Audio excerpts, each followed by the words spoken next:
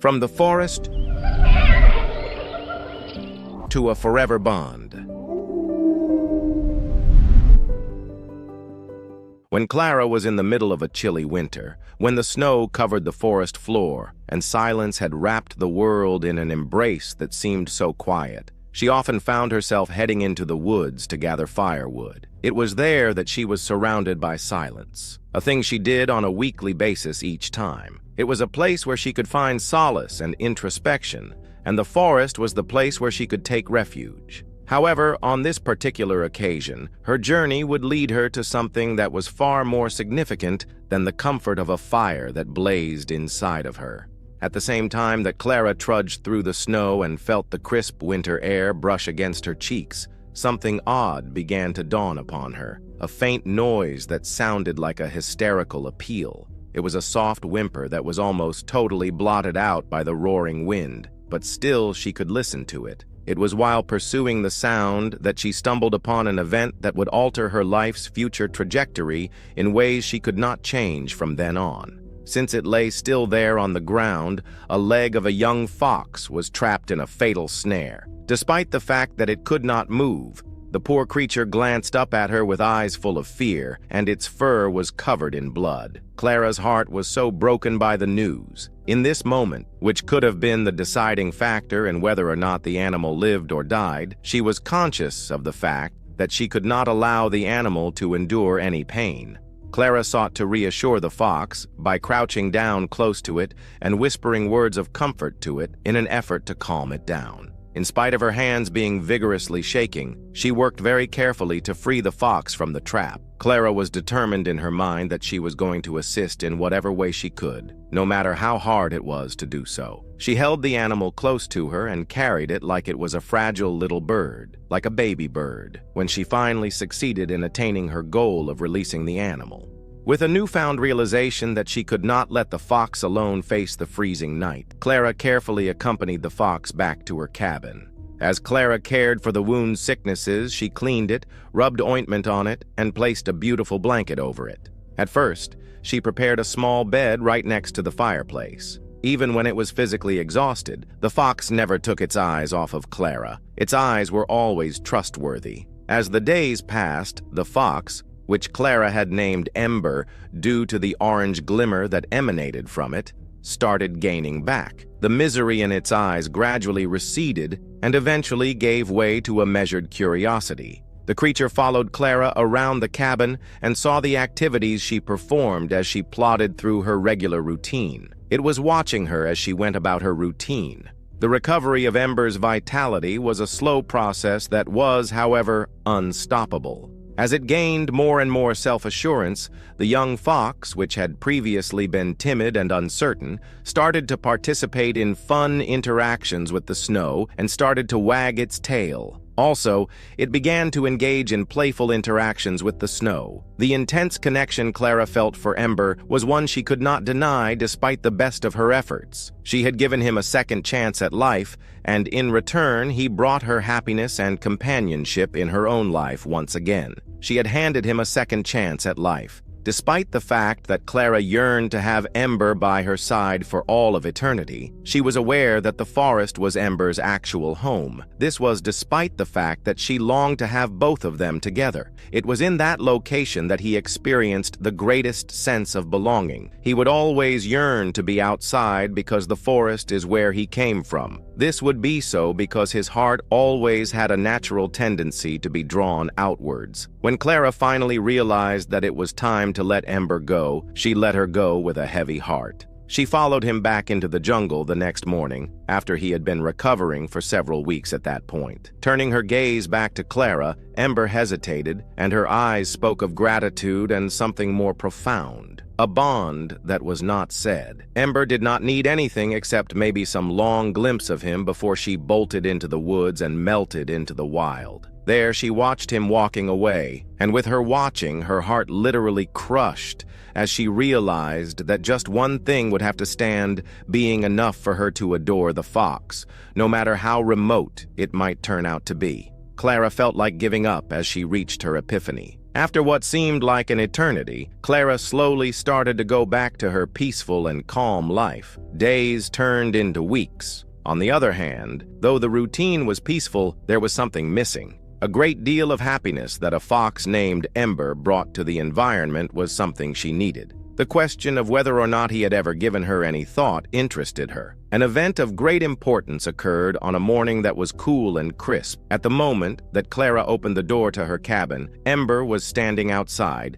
and his tail was wagging with excitement. With that said, he was not alone at the time. There were 3 other foxes around him, 2 of which were adults, and 1 of which was a juvenile fox. All of them surrounded him. There was a similarity in the color of their fur to that of Ember's. I was completely engrossed in the situation there. They were members of Ember's family, and they had come to show gratitude to that person who had saved their lives. There was only a moment when the foxes stood there, giving a feeling that they were waiting for permission from Clara. And after that, in the blink of an eye, Ember thrust himself forward and gently touched the palm of Clara with his nose. Throughout the conversation, Clara's heart swelled up with emotion as she laughed with the others following her suit. These creatures returned to whom Ember had returned were actually part of that family he had been waiting for in the wild. He had come back to them. On the other hand, they had come to her, to the exact place where Ember had found healing and where she had given him a second chance at life.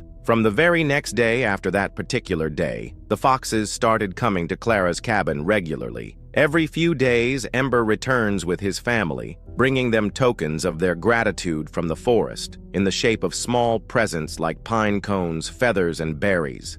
Such gifts symbolized the love they had for the forest. They would be welcomed by Clara, full of love and joy, and offer them food, play around with them, and sit with them by the fireplace on nights when it is cool. Because of the relation that she had with the foxes, they had bloomed into something that was beautiful but also profound between the two. After a period of time had passed, Clara came to the realization that her connection with Ember had become stronger in ways that she could not have imagined she would have been able to imagine before the passage of time. The love that she had shown him was not only returned by him, but it was also returned by his family in a tenfold quantity on top of that. The fact that they had become her companions and friends was a real reminder of the tremendous power that kindness possesses. Over time, they became her buddies. Clara's discovery was something that was significantly more important than firewood or the opportunity to spend time alone in the quiet, snowy woods. She had found a family,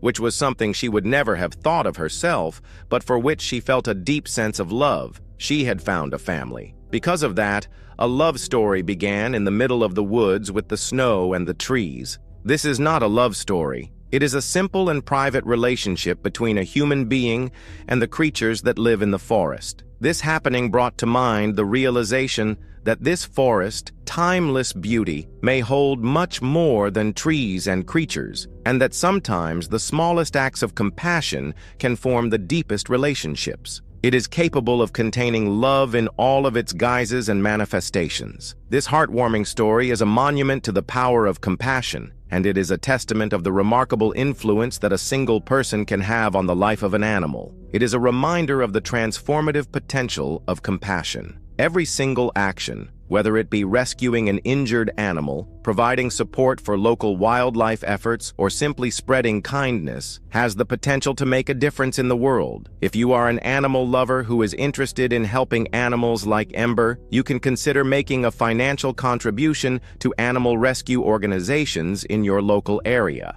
We are able to work together and make the planet a more favorable environment for all of the various sorts of living organisms that inhabit it. I don't ever slow up, no I don't take shit. I got no love for the fakeness. If you wanna play tough and wanna hate this, I'll always show up. I don't ever slow up, no I don't take shit. I got no love for the fakeness. If you wanna play tough and wanna hate this, I'll always show up and make a statement. I don't ever slow up, no I don't take shit. I got no love for the fakeness. If you wanna play tough and wanna hate this, I'll always show up and make a statement. Everything I do so instinctive and so passionate. Every word I move so descriptive like an adjective. I got a vendetta against people who patented being negative when you should be getting after it. I got facts over tracks, this and that. Spitting slow, spitting fast. I could roast, I could gas. Think I'm okay at last, but I don't know if that can erase all the past. And the pettiness, a reflection of the emptiness. Hilarious, you think you're worth my time, you're delirious. Mysterious, because you hide behind a fake exterior. Inferior, you know I'll always be a bit superior. Get off of me, this ain't no humble brag. I want you to hear words, you can say them back. I want you to feel free from the chains at last, and to believe in what you got, it was built to last, yeah. Now that I've been put through hell, I never got anyone's help.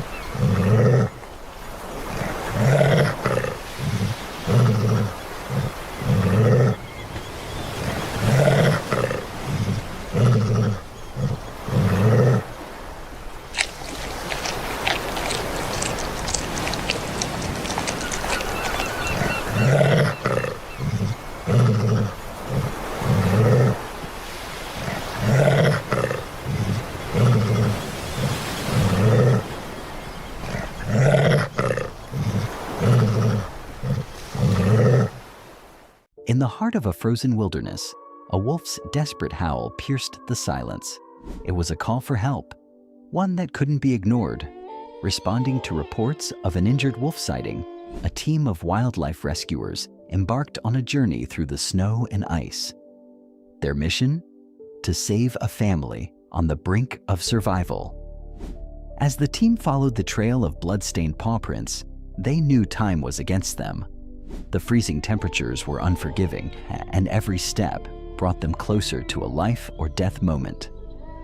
There they were, a mother wolf, wounded and unable to hunt, shielding her pups from the biting cold. The pups, too young to fend for themselves, clung to her side, their tiny bodies shivering. The rescuers knew they had to act fast. Any wrong move could frighten the wolves into fleeing, or worse. Patience was key. Wolves are naturally wary of humans, and gaining their trust would require both skill and compassion.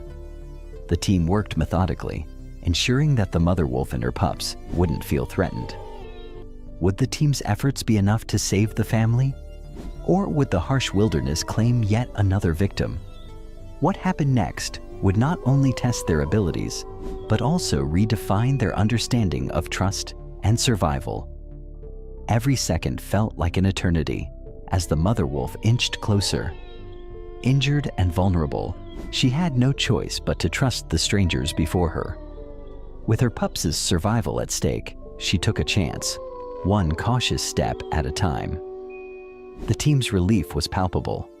They had managed to safely secure the mother wolf without causing her further harm.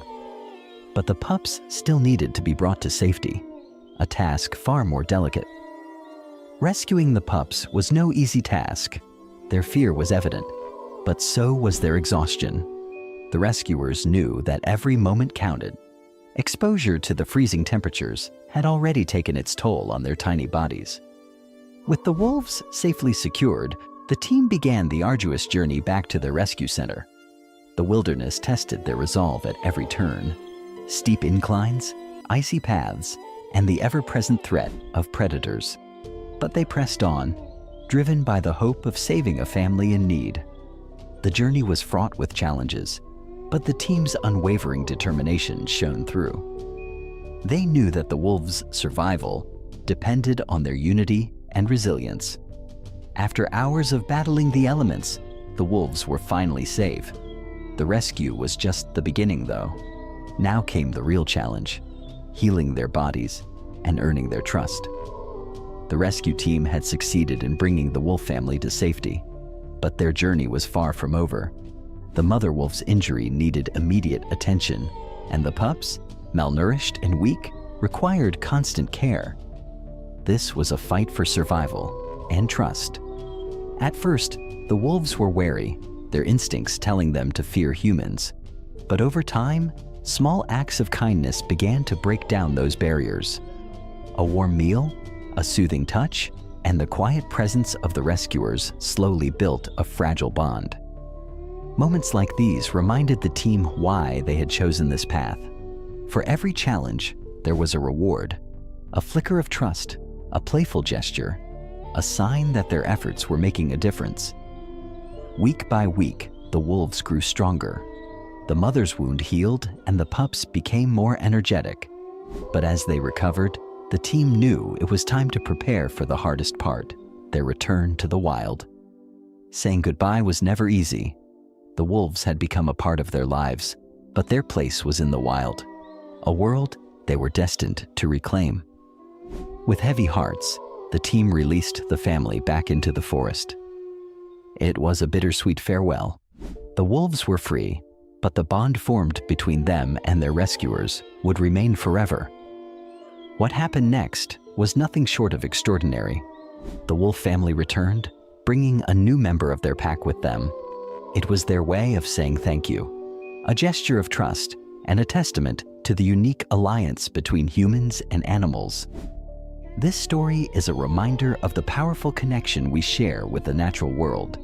You can be a part of this mission. Support animal rescue efforts, volunteer, or share these stories to inspire others. Together, we can create a world where compassion knows no bounds.